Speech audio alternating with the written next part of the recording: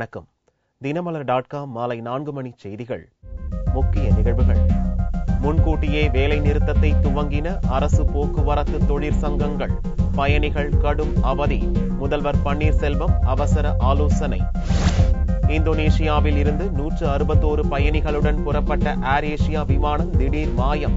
Java கடலில் விபத்துக்குள்ளாகி இருக்கலாம் என்று அச்சம். ஜார்க்கண்ட் முதல்வராக பதவியேற்றார் ரகுபர் தாஸ். பிரதமர் மோடி, தலைவர் அமித்ஷா பயணம் ரத்து. கடும் பனிமூட்டம் காரணமாக டெல்லியில் விமானங்கள், ரயில், சாலை போக்குவரத்து கடும் பாதிப்பு. விரிவான செய்திகள். அதிமுகவை தவிர்த்த 11 தொழிற்சங்கங்கள் வேலைநிறுத்த போராட்டத்தை துவக்கியதால் தமிழகம் முழுவதும் பேருந்து போக்குவரத்து முடங்கியது. ஊதிய ஒப்பந்தம் உள்ளிட்ட கோரிக்கைகளை வலியுறுத்தி 11 தொழிற்சங்கங்கள் டிசம்பர் 29ஆம் தேதி திங்களன்று வேலைநிறுத்தம் செய்யப்போவதாக நிர்வாகத்திற்கு நோட்டீஸ் அளித்திருந்தன. இந்நிலையில் சனிக்கிழமை அன்று தேனாம்பேட்டை டிஎம்எஸ் வளாகத்தில் நடந்த 2ஆம் கட்ட பேச்சுவார்த்தை தோல்வியடைந்தது. இதைத் தொடர்ந்து ஞாயிறன்று காலையில் அரசு போக்குவரத்து கழக பேருந்துகள் இயங்கவில்லை. அதிமுகவின் அண்ணா தொழிற்சங்கம் தவிர்த்த 11 தொழிற்சங்கங்கள் ஒருநாள் முன்னதாக ஞாயிறன்றே போராட்டத்தை துவக்கியுள்ளன. தொழிலாளர்களுடைய ஊதிய கோரிக்கையின் மீது பேச்சுவார்த்தை நடத்தாத அரசை கண்டித்து தொழிலாளர்கள் இன்று வேலை நிறுத்தத்தை துவங்கிவிட்டார்கள். போக்குவரத்து கழக தொழிலாளர்கள் அவர்களுடைய ஊதிய ஒப்பந்தம் 31/8/2011 முடிந்தது. 1/9/2013 முதல் புதிய ஊதிய ஒப்பந்தம் ஏற்பட்டிருக்க வேண்டும். வழக்கம் போல் போக்குவரத்து கழகத்தில் போக்குவரத்து துறை அமைச்சர் முன்னிருந்து அமர்ந்து பேசி அந்த ஒப்பந்தத்தை செய்வது வழக்கம்.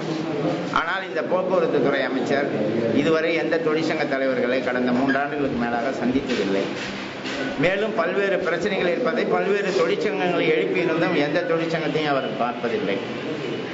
இதனால் அனைத்து தொழிற்சங்கங்களும் ஒருங்கிணைந்து 11 தொழிற்சங்கங்களும் ஒருங்கிணைந்து நாங்கள் கோரிக்கைகள் கொடுத்து பேச்சுவார்த்தை நடத்த வேண்டும் என்று கேட்டோம். அதற்கும் அவர்கள் செவிசாய்க்கவில்லை. 29ஆம் தேதியிலிருந்து வேலைநிறுத்தம் செய்வதாக அறிவித்தோம். ஆனால் 26ஆம் தேதி தொழிலாளர் துறை ஒரு பேச்சுவார்த்தை என்ற ஒரு நாடகத்தை நடத்தி அந்த பேச்சுவார்த்தையில் பொறுப்புள்ள அதிகாரிகள் யாரும் வராதனால் தொமுசா பேரவை கடிதம் கொடுத்தால் பேச்சுவார்த்தை துவங்குகின்றோம் என்ற ஒரு பொய்யை சொல்லி நாங்களும் உடனடியாக கடிதம் கொடுக்க தயாராக இருக்கின்றோம். பேச்சுவார்த்தையை எப்பொழுது துவங்குவீர்கள் என்று கேட்டவுடன் பொறுப்பற்ற அதிகாரி, தொழிலாளர்களை உணர்வுகளை புரிந்து கொள்ளாத அதிகாரி, நீங்கள் கடிதம் கொடுத்தால் சட்டப்படியாக ஆய்வு செய்து ஜனவரி 30ஆம் தேதி பேச்சுவார்த்தையை நடத்துவோம் என்று தான் தோண்டித்தனமாக சொன்ன காரணத்தினால் தொழிலாளர்கள் கொதிப்படைந்து இன்றிலிருந்தே வேலைநிறுத்தத்தை துவங்கிவிட்டார். ஞாயிற்றுக்கிழமையாக இருந்த போதும் கிறிஸ்துமஸ் பண்டிகைக்காக சொந்த ஊர் சென்றவர்கள் பணிக்கு திரும்ப முடியாமல் பெரும் அவதிப்பட்டனர். அரசு போக்குவரத்து ஊழியர்களின் திடீர் வேலை நிறுத்தம் தொடர்பாக முதல்வர் பன்னீர்செல்வம் அவசர ஆலோசனை நடத்தினார். ஊதிய உயர்வு, பணி நிரந்தரம் உள்ளிட்ட 22 அம்ச கோரிக்கைகளை வலியுறுத்தி அரசு போக்குவரத்து கழக தொழிற்சங்கங்கள் திங்கள் முதல் வேலை நிறுத்த போராட்டம் நடத்தப் போவதாக அறிவித்திருந்தன. சனிக்கிழமையன்று நடந்த பேச்சுவார்த்தை தோல்வியில் முடிந்ததால் ஞாயிறன்றே வேலை நிறுத்த போராட்டத்தை தொழிலாளர்கள் துவக்கினர். திடீர் வேலை நிறுத்தம் காரணமாக பேருந்து பயணிகள் பெரிதும் அவதிப்பட்டனர். அறிவிக்கப்பட்ட நாளுக்கு முன்னதாகவே வேலை நிறுத்தம் துவங்கியதால் இது தொடர்பாக முதல்வர் பன்னீர்செல்வம் ஞாயிறன்று தலைமைச் செயலகத்தில் அதிகாரிகளுடன் அவசர ஆலோசனையில் ஈடுபட்டார். இது தொடர்பாக நீதிமன்றத்தில் வழக்கு நடந்து வருவதாகவும் ஊதிய ஒப்பந்தம் தொடர்பாக ஜனவரி 30ஆம் தேதி அடுத்த கட்ட பேச்சுவார்த்தை நடத்த திட்டமிட்டிருப்பதாகவும் அதிகாரிகள் தரப்பில் கூறப்படுகிறது. இந்நிலையில் போக்குவரத்து தொழிற்சங்கங்களின் வேலைநிறுத்த போராட்டத்திற்கு திமுக, பாரதிய ஜனதா, மதிமுக, காங்கிரஸ், கம்யூனிஸ்டுகள் உள்ளிட்ட பெரும்பாலான எதிர்க்கட்சிகளும் ஆதரவு தெரிவித்துள்ளன. இந்தோனேஷியாவில் இருந்து 161 பேருடன் சிங்கப்பூருக்கு புறப்பட்ட ஏர் ஏசியா விமானம் மாயமாகி உள்ளது.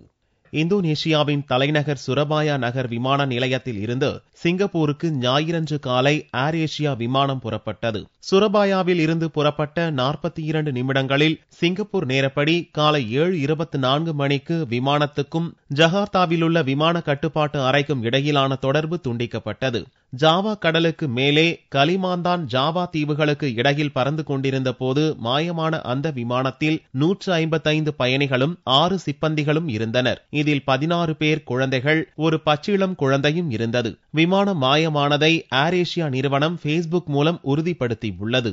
இப்போதைக்கு விமானத்தில் இருந்தவர்கள் குறித்த எந்த தகவலும் தங்களிடம் இல்லை என்றும் பேஸ்புக்கில் ஏர் ஏசியா தெரிவித்துள்ளது. சிங்கப்பூர், பிரிட்டன், மலேசியா நாடுகளைச் சேர்ந்த தலா ஒரு பயணி, எஞ்சியவர்கள் அனைவரும் இந்தோனேஷியாவைச் சேர்ந்தவர்கள். மேக கூட்டங்களில் சிக்குவதை தவிர்க்கும் வகையில் 39,000 அடி உயரத்தில் பறக்கும்படி விமானிக்கு அறிவுறுத்தப்பட்ட போதிலும் விமானம் 32,000 அடி உயரத்தில்தான் பறந்துள்ளது. எனவே விமானம் ஜாவா கடலில் விழுந்து விபத்துக்குள்ளாகி இருக்கலாம் என்று சந்தேகிக்கப்படுவதால் அதிலிருந்த 161 பேரும் பலியாகி இருக்கலாம் என்று அஞ்சப்படுகிறது. இதனிடையே இந்தோனேஷியா மற்றும் சிங்கப்பூர் நாடுகளின் விமானப்படை, கடற்படை மூலம் விமானத்தை தேடும் பணி முடுக்கிவிடப்பட்டுள்ளது. ஜார்க்கண்ட் புதிய முதல்வராக ரகுபர் தாஸ் தலைநகர் ராஞ்சியில் பொறுப்பேற்றுக் கொண்டார். ஜார்க்கண்ட் மாநில சட்டசபை தேர்தலில் பாரதிய ஜனதா தலைமையிலான கூட்டணி 42 தொகுதிகளில் வெற்றி பெற்று ஆட்சியை பிடித்தது. பாரதிய ஜனதா எம்எல்ஏக்கள் கூட்டத்தில் முதல்வராக ரகுபர் தாஸ் தேர்வு செய்யப்பட்டதை தொடர்ந்து ஞாயிறன்று பதவியேற்பு விழா நடந்தது. தலைநகர் ராஞ்சியில் உள்ள பிர்சா முண்டா கால்பந்து மைதானத்தில் நடந்த விழாவில் முதல்வராக ரகுபர் தாஸ் பொறுப்பேற்றுக் கொண்டார். அவருக்கு கவர்னர் சையத் அகமது பதவி பிரமாணமும் ரகசிய காப்பு பிரமாணமும் செய்து வைத்தார்.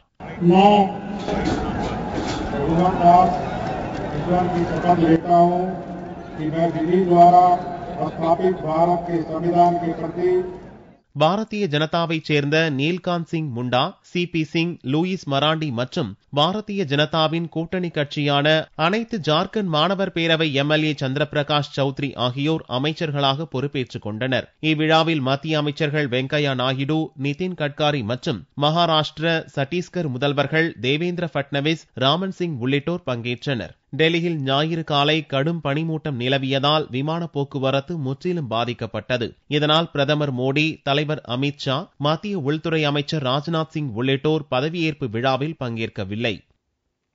டெல்லியில் மிக குறைந்தளவு வெப்பநிலை பதிவானதால் ஞாயிறன்று கடும் பனிப்பொழிவு காணப்பட்டது. டெல்லி உள்ளிட்ட வட மாநிலங்களில் கடந்த சில நாட்களாக கடும் பனிப்பொழிவு காணப்படுகிறது. டெல்லியில் ஞாயிறன்று காலை 8:30 மணியளவில் குறைந்தபட்ச வெப்பநிலை 2.6 டிகிரி செல்சியஸாக பதிவானது. அதிகாலை முதலே டெல்லியில் கடும் பனிமூட்டம் காணப்பட்டதால் 50 மீட்டர் தூரத்தை கூட காண முடியாத சூழல் இருந்தது. வாகனங்கள் விளக்கு வெளிச்சத்தை உமிழ்ந்தபடி மெதுவாக ஊர்ந்து சென்றன. டெல்லி இந்திரா காந்தி சர்வதேச விமான நிலைய பகுதியில் கடும் பனி மூடி இருந்ததால் விமான சேவையும் கடுமையாக பாதிக்கப்பட்டது. 55 விமானங்கள் மணிக்கணக்கில் காலதாமதமாக வந்து சென்றன. 3 சர்வதேச விமானங்கள் வேறு நகரங்களுக்கு திருப்பி விடப்பட்டன. இதேபோல 70க்கும் மேற்பட்ட ரயில்கள் பல மணி நேரம் காலதாமதமாக வந்து சென்றன. 4 ரயில்கள் ரத்து செய்யப்பட்டதோடு இன்னும் சில ரயில்கள் டெல்லியில் இருந்து புறப்படும் நேரம் மாற்றி அமைக்கப்பட்டது. கடும் பனிமூட்டத்தால் சாலை, ரயில், விமான போக்குவரத்து பாதிக்கப்பட்டதால் டெல்லி வாசிகள் கடும் அவதிப்பட்டனர். இதனிடையே பஞ்சாபில் உள்ள மோகா மாவட்டத்தில் அதிவேகத்தில் சென்ற ஸ்விஃப்ட் கார் முன்னால் சென்ற லாரி மீது பயங்கரமாக மோதியது. இந்த விபத்தில் வெளிநாட்டு வாழ் இந்தியர் உள்ளிட்ட 4 சம்பவ இடத்திலேயே இறந்தனர். கடும் பனிமூட்டத்தால் முன்னே சென்ற லாரி கண்ணுக்கு தெரியாததாலேயே கார் மோதியதாக மோகா போலீசார் தெரிவித்தனர். சரக்கு லாரி மோதி 2 மாணவிகள் பலியானதால் ஆத்திரமடைந்த பொதுமக்கள் சாலை மறியலில் ஈடுபட்டனர். திருச்சி பாலக்கரை பூந்தோட்டம் பகுதியைச் சேர்ந்த 8ஆம் வகுப்பு மாணவி சஹானா தனது தோழி 7ஆம் வகுப்பு மாணவி நௌசியாவுடன் வாடகை சைக்கிள் எடுத்து ஓட்டியுள்ளார். போக்குவரத்து நெரிசல் மிக்க சாலையில் சைக்கிளை ஓட்டாமல் சாலையோரமாக தள்ளிச் சென்ற நிலையில் தறிக்கெட்டு வந்த சரக்கு லாரி ஒன்று மாணவிகள் மீது மோதியது. இதில் சம்பவ இடத்திலேயே மாணவிகள் 2 பலியாயினர். லாரி டிரைவர் தப்பிவிட ஆத்திரமடைந்த பொதுமக்கள் சாலை மறியல் போராட்டத்தில் ஈடுபட்டு லாரியை சூறையாடினர்.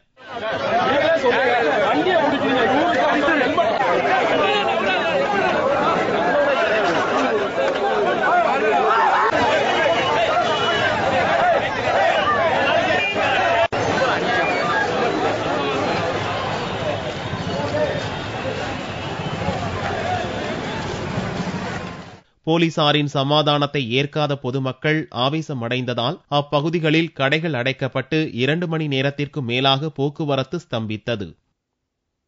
வைகுண்ட ஏகாதசியின் 7ஆம் நாளில் மகாலட்சுமி பதக்கம் அணிந்து ஸ்ரீரங்கம் நம்பெருமாள் சேவை சாதித்தார். திருச்சி ஸ்ரீரங்கத்தில் வைகுண்ட ஏகாதசியின் 7ஆம் நாளான ஞாயிறன்று முத்துப்பாண்டியன் கொண்டை அணிந்து மார்பில் புஜகீர்த்தியும் மகாலட்சுமி பதக்கத்தையும் சூடி வைர அபயஸ்தம் மற்றும் நெல்லிக்காய் மாலை, காசு மாலை அணிந்து பக்தர்களுக்கு நம்பெருமாள் சேவை சாதித்தார். இன்று நம்பெருமாள் அர்ஜுன மண்டபத்திலே 7ஆம் திருநாளாக எழுந்தருளியுள்ளார். ஆபரணத்திற்கு அழகு சேர்க்கும் பெருமாள் என்று சொல்வார்கள். ஆபரணத்திற்கு அழகு எது என்றால் நம்பெருமாள் மேலே சாற்றிக் கொண்டிருக்கும் ஒவ்வொரு ஆபரணங்களும் அந்த ஆபரணத்திற்கு அழகு சேர்த்துக் கொண்டிருக்கிறதாம். இவ்வாறு ஆபரணத்திற்கு அழகு சேர்க்கும் நம்பெருமாள் இன்று முத்தாலான கொண்டை, அரிநெல்லிக்காய் மாலை, அபயகஸ்தம் மற்றும் பல பல திருவாபரணங்களை சாற்றிக்கொண்டு இந்த திவ்ய தேசத்திலே சேவை சாய்க்கின்றார். அரையர்கள் சேவை எனப்படும் திருமங்கையாழ்வாரின் அபிநயம், பாசுரம், வாமன அவதாரம், பெரிய திருமொழி பாசுரங்களை கேட்டருளி அர்ஜுன மண்டபத்தில் நம்பெருமாள் எழுந்தருளி பக்தர்களுக்கு காட்சியளித்தார். சுசீந்திரம் தானுமாலய சுவாமி கோவிலில் மார்கழி பெருந்திருவிழா கொடியேற்றத்துடன் துவங்கியது.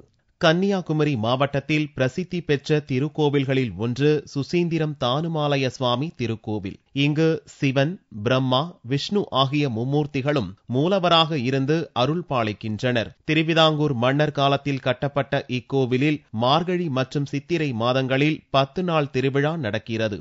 இந்த ஆண்டுக்கான மார்கழி திருவிழா சனிக்கிழமையன்று கொடியேற்றத்துடன் துவங்கியது.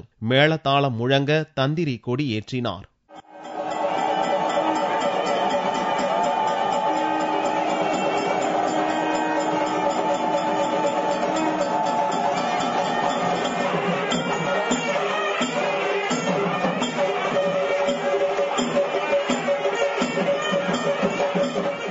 தொடர்ந்து ஜனவரி 5ஆம் தேதி வரை பல்வேறு நிகழ்ச்சிகளுடன் விழா நடக்கிறது. ஜனவரி 4ஆம் தேதி தேரோட்டமும் 5ஆம் தேதி அதிகாலையில் ஆருத்ரா தரிசனமும் நடக்கிறது. 10 நாட்களிலும் காலை மாலை வேளைகளில் பல்வேறு வாகனங்களில் சுவாமி வீதி உலா வரும் நிகழ்ச்சியும் நடக்கிறது.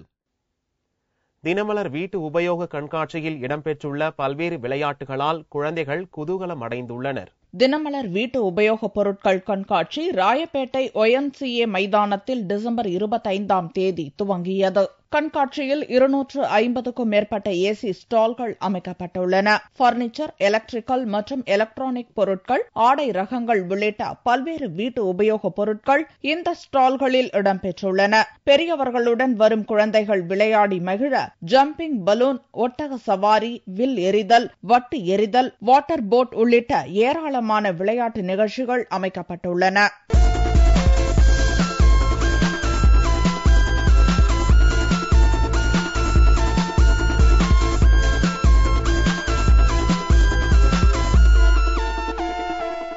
கண்காட்சிக்கு வந்த குழந்தைகள் ஆர்வமுடன் பல்வேறு விளையாட்டுகளை விளையாடி குதூகலமடைந்தனர்.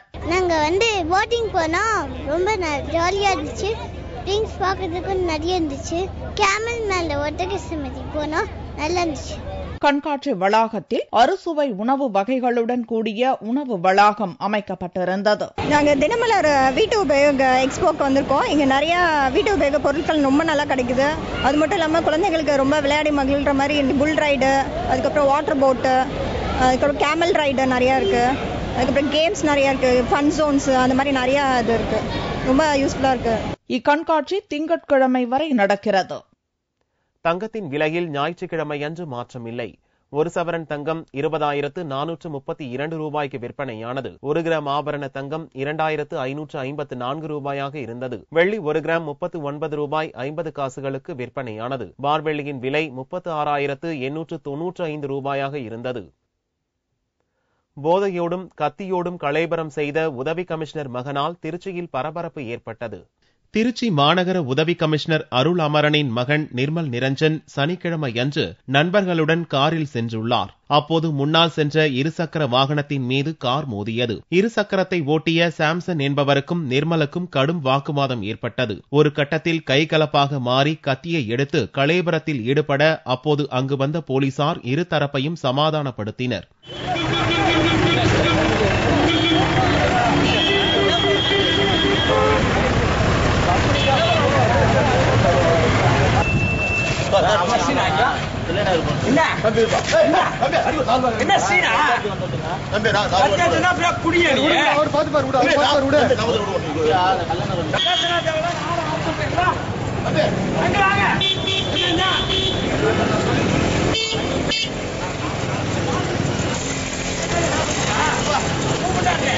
நம்பி சேஃபா இருங்க, விடுங்க, நான் பாத்துக்கிறேன். நீ போ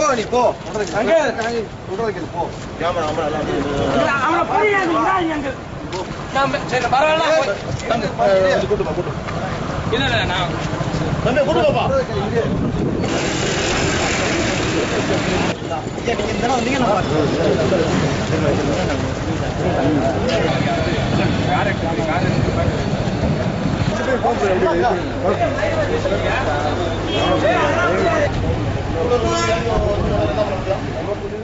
ஒரு கட்டத்தில் உதவி கமிஷனர் மகனை கட்டுப்படுத்த முடியாத போலீசார் சாம்சனை அங்கிருந்து பத்திரமாக மீட்டுச் சென்றனர். போலீசார் முன்னிலையிலேயே வாலிபர் தாக்கப்பட்ட விவகாரம் பரபரப்பை ஏற்படுத்தியது. மீண்டும் செய்திகள் இந்திய நேரப்படி இரவு 8 மணிக்கு. வணக்கம்.